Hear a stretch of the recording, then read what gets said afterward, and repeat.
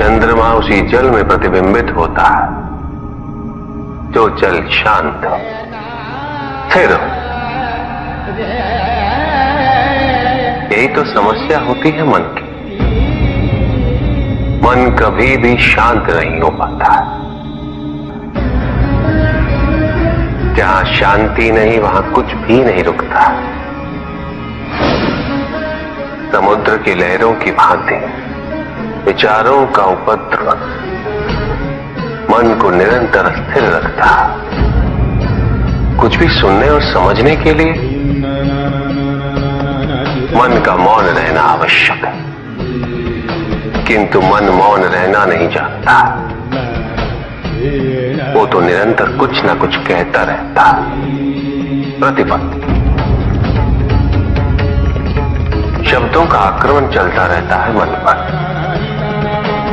और यही आक्रमण है जिसके कारण व्यक्ति कभी भी शब्दों के परे नहीं जा पाता। जहां जीवन की सत्यता का बोध उसकी प्रतीक्षा कर रहा होता है।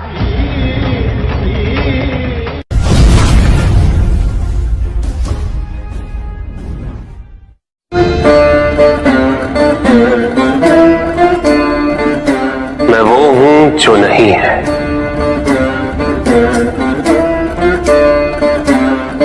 जो नहीं है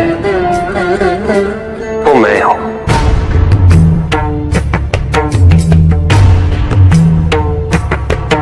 चिरकाल तक सभी को यह स्मरण रहे, जब आप में श्वास है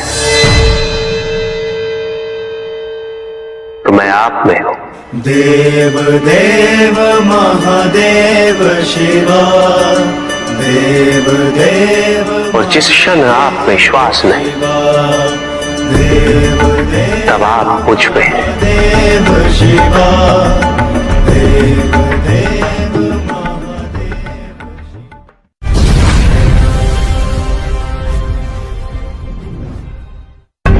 सत्य को जानने के लिए वन में जाना अनिवार्य नहीं है। अपने निजी, पारिवारिक और सामाजिक दायित्वों का परित्याग भी आवश्यक नहीं है। सत्य तो सदैव हमारे साथ है, हमारे सामने है, किंतु हम स्वयं धीरे धीरे उस पे अपने क्रोध, अपने अहम, भय, विचार और महत्वाकांक्षाओं जैसे कई आवरण चढ़ा देते हैं। सत्य हमसे नहीं, हम स्वयं सत्य से दूर हो जाते हैं।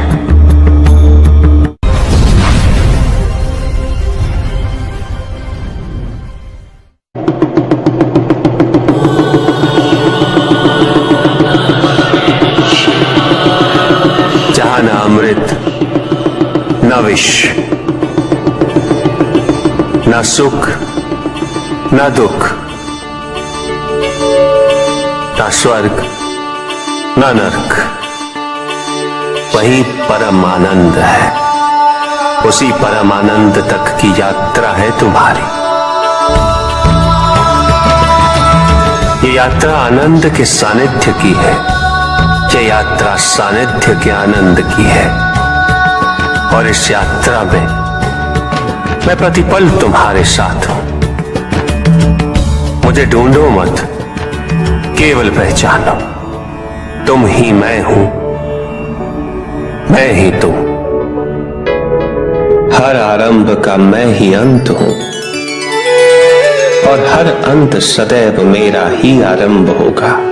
देव देव महादेव शिवा, देव देव महादेव शिवा। तुम्हारे साथ चल तुम्हारी अपनी इच्छाओं ने किया है, तुम्हारे हट ने किया है। तुम्हारी अपनी सोच ने किया है। ये रहस्य नहीं कि प्रत्येक आत्मा मुक्ति की इच्छुक होती है। जो मरता है वो है है पंचभूतों से निर्मित शरीर।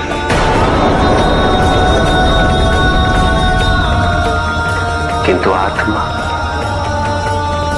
तो अजर है, अमर है।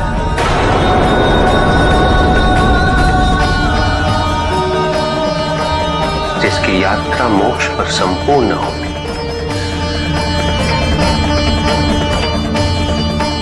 जहां सांसारिक बंधनों से व्यक्ति मुक्त हो जाता है,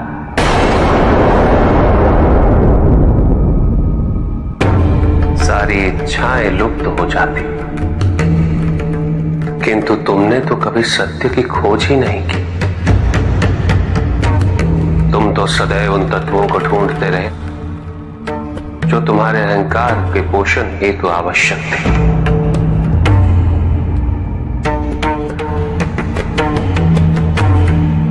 किंतु सत्य तो यही है कि ना कोई तुम्हारा है और ना तुम किसी के।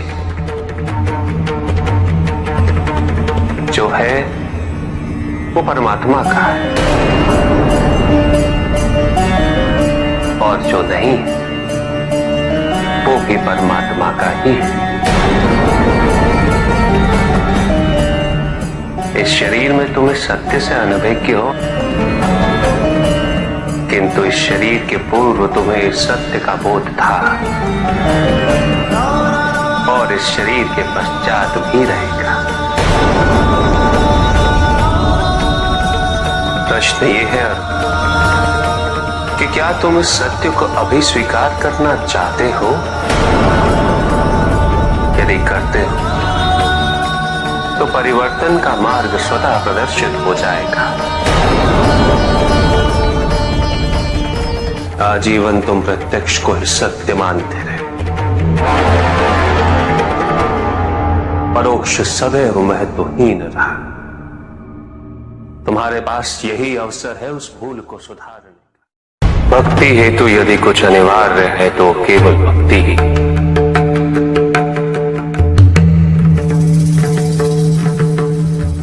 किंतु प्रश्न ये है कि क्या आपकी भक्ति संपूर्ण है?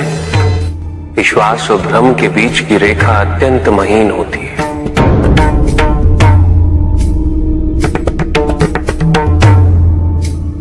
असंख्य व्यक्ति ये नहीं समझ पाते कि उनका विश्वास है या भ्रम।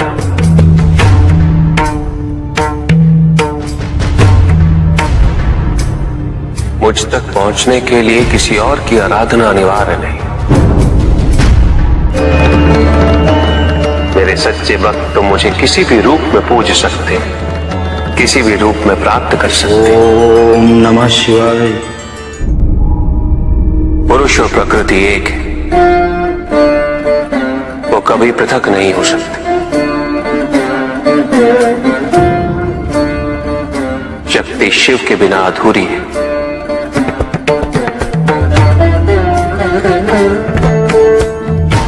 और शिव तो शक्ति के बिना शव के समान है। शिव शक्ति पुरुष प्रकृति का संतुलन सदैव अनर्थकारी सिद्ध होगा। शरीर में यदि स्त्री तत्वों की ऊर्जा नहीं तो शरीर निर्जीव नहीं।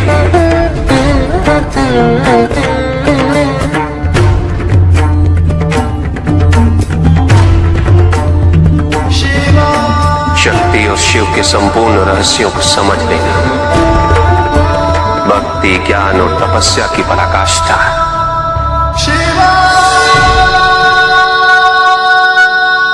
जब ज्ञान के लिए शब्द पर्याप्त ना हो, उदाहरण प्रस्तुत करना अनिवार्य हो जाता है।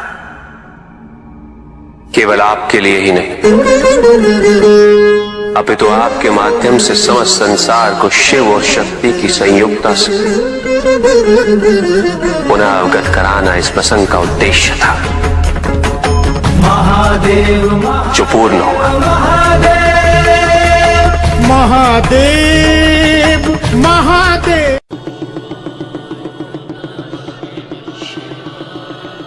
जहां न अमृत न विष,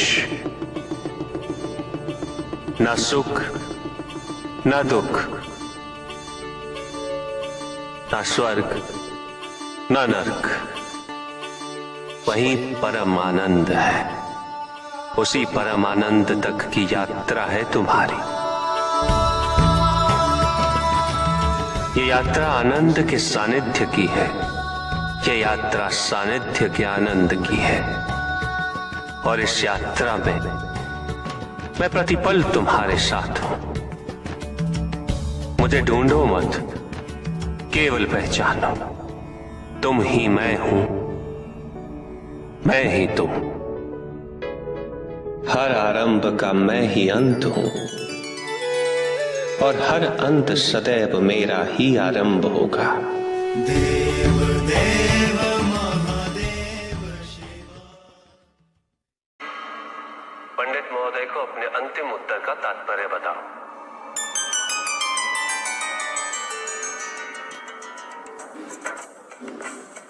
तात्पर्य ये है पंडित जी, इस जगत में 1 गुण, 2 गुण, 3 गुण, 5 गुण, ये सारे आरोपण मानव का मस्तिष्क करता है। अन्यथा जगत तो ब्रह्म माया है, और ये सारे गुण भी माया मात्र है। सब कुछ निर्गुण है मेरे महादेव की भांति।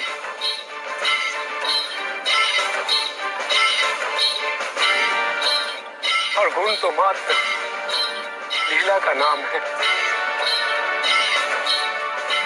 साधु साधु साधु साधु। किंतु प्रभु, ऐसा कोई ज्ञान तो इस संसार में है ही नहीं। वेद तो ईश्वर की आराधना, व्रत, तप, ज्ञान आदि क्रियाओं से करना सिखाता है। तो फिर निर्गुण वाली बात सत्य कैसे हो सकती है? वेद में ही सारा ज्ञान है पंडित महोदय। वेद का सही अर्थघटन करना इस समय संभव नहीं। अनंत शिव। प्रजापिता ने वेद के मंत्र दी ताकि मनुष्य मात्र अपने गुणों के माध्यम से निर्गुण तक पहुंच सके।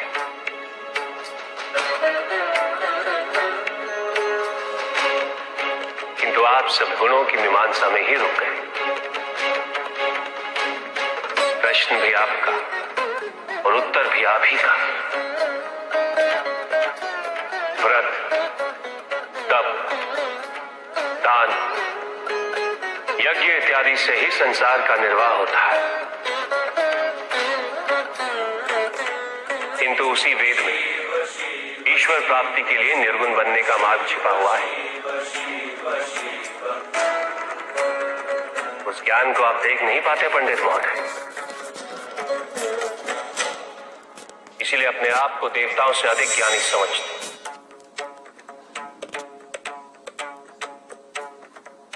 पंडित महोदय, ज्ञान का भ्रम अज्ञानता का प्रथम लक्षण है। इस प्रकार भरे हुए पात्र में कुछ नहीं समाता, उसी प्रकार ज्ञान के अहंकार से भरे मन में अधिक ज्ञान नहीं समाता।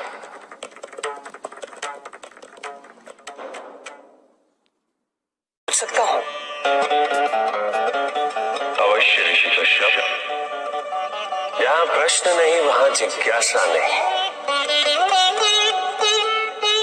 और जहां जिज्ञासा नहीं होती वहां ज्ञान की वृद्धि नहीं हो सकती। निसंकोच होकर पूछिए। प्रभु, आप तो कालोपरी हैं, सर्वज्ञ हैं, त्रिकालदर्शी हैं। चारों ओर ये जो अज्ञान का अंधकार फैल रहा है, उसमें ज्ञान का मूल अर्थ कहीं ना कहीं खोता जा रहा है। मेरा आपसे विनम्र निवेदन है प्रभु, किसी अन्य विषय पर चर्चा आरंभ करने से पूर्व हमारे और इस समस्त संसार के कल्याण और मार्गदर्शन हेतु आप ज्ञान की मूल परिभाषा से एक बार हमें पुनः अवगत करवाएं। ज्ञान और अज्ञान की परिभाषा को स्पष्ट रूप से समझने के लिए ज्ञान और अज्ञान की विशेषताओं का स्मरण करना आवश्यक है। जिसके कारण स्वार्थ, विनाश, क्रूरता, अशांति और भय में वृद्धि हो, वह ज्ञान है। किंतु जो व्यक्ति को उदार, निर्भीक, सहनशील और विनम्र बनाए, वही ज्ञान है। अज्ञान की शक्तियां दुरुपयोग करने हेतु प्रेरित करती हैं, किंतु जो अपनी शक्तियों और अपने सामर्थ्य के प्रति अपने उत्तरदायित्व को समझाए, जो न केवल अपने अपितु अपने से पहले संसार के उद्धार हेतु प्रोत्साहित करे, वो ज्ञान है। ज्ञान का मूल उद्देश्य ही परोपकार है, सृजन है। दूसरों की भावनाओं को समझना, उनका आदर करना, यही ज्ञान है। क्योंकि ज्ञान हमें न केवल अपने अपितु दूसरों के दुख और सुख के प्रति भी संवेदनशील बनाता है। किंतु जो दूसरों की भावनाओं का अनादर करे, उसे ज्ञान की श्रेणी में कैसे रखा जा सकता है? अज्ञान के कारण व्यक्ति सांसारिकता में बंधता जाता है, वो माया में उलझता जाता है। अज्ञान परम सत्य से दूर ले जाने का माध्यम है, किंतु ज्ञान व्यक्ति को परम सत्य की ओर ले जाता है।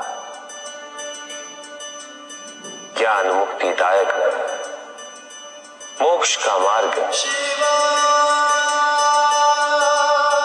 और इस मुक्तिदायक ज्ञान का सर्वोच्च रूप है आत्मज्ञान, और यही ज्ञान की पूर्णता भी है। ज्ञान और अज्ञान का ये अंतर संसार में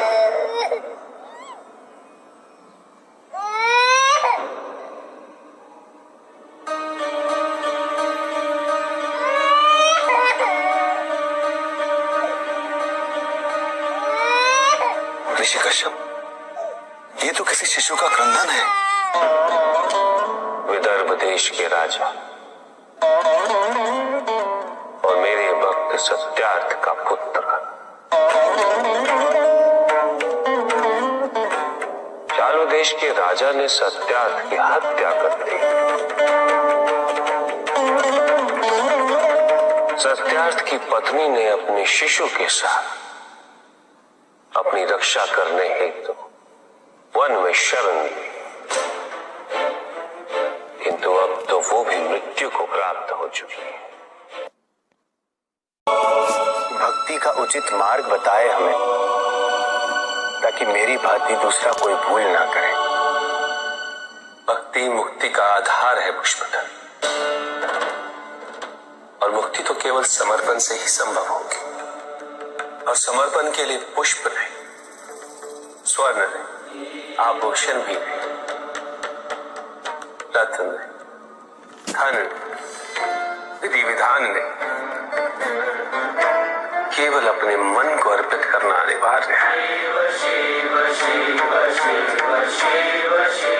जानना चाहते हो पुष्पधर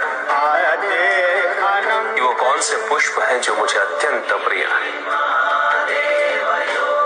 इंद्रियों का नियंत्रण, दया, शांति, तप, क्षमा, ध्यान और सत्य। और जब कोई मेरे इन पुष्पों से आराधना करे, मैं अवश्य प्रसन्न होता। भक्ति में भव्यता आवश्यक नहीं है पुष्पधर, अभी तो सरलता आवश्यक है। भक्त के लिए ये समझना अत्यंत कठिन हो जाता है। प्राय भक्ति कब मोह में परिवर्तित हो जाती है और ऐसे में पथ भ्रमित होना अनिवार्य है।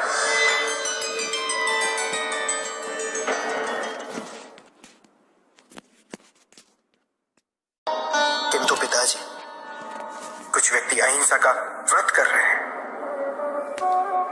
किंतु अधिकांश व्यक्ति तो अस्त्रों शस्त्रों से सुसज्जित होकर घूम रहे हैं। शरीर की रक्षा के लिए बड़े दुर्ग बनाए जा रहे हैं, कवच बनाए जा रहे हैं, क्योंकि उन्होंने स्वयं योग और शुभता के कवच का त्याग कर दिया पुत्र।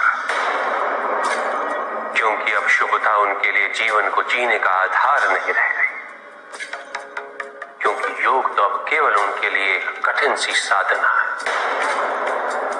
जो व्यक्ति, जो समाज योग से और साधना से जितना विमुख होगा, वो समाज आत्मरक्षा के लिए कवच, दुर्ग और अस्त्रों और शस्त्रों के निर्माण हेतु सदैव विवश होगा। व्यक्ति के अंतर मन से शुभता जितनी ही क्षीण होती जाएगी, योग की अग्नि जितनी कम होती जाएगी, उसके जीवन में अंधकार की अग्नि भी उतनी ही प्रचंड होती जाएगी। समाज में ऐसे अभिमानी और अहंकारी व्यक्तियों की संख्या सदैव बढ़ती रहेगी पुत्र। समाज में उतनी ही तीव्रता से युद्ध और अस्त्रों के अनुनाद की दिशा में अग्रसर होगा। किंतु पिताजी, जो समाज योग शुभता से विमुख होता जा रहा है, उन्हें कैसे लौटाया जाए? प्रयत्न चाहे एकमात्र किसी के भी धरातल पे चले, जब तक सृष्टि के किसी भी अंश, जब तक एक प्राणी भी शुभता और योग के द्वारा इस समाज को संचालित करने के लिए प्रयत्नशील रहेगा, जब तक वो शुभता और योग को केवल शोभा की वस्तु नहीं समझेगा, तब तक सृष्टि में शुभता की पराजय असंभव है पुत्र। तब तक योग, बल और शुभता का समापन नहीं हुआ है।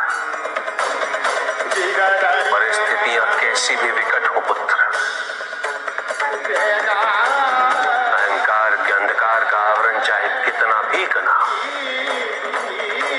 आध्यात्म योग और शुभता का एक लघु दीपक भी सदैव उस पर विजयी होता रहेगा। मेरा एक कथन सदैव स्मरण रखना पुत्र, मन के हारने से हार है और मन की जीत में ही जीत होती है। अपने मन से शुभता और योग को तुम कभी भी विस्थापित नहीं होने देना।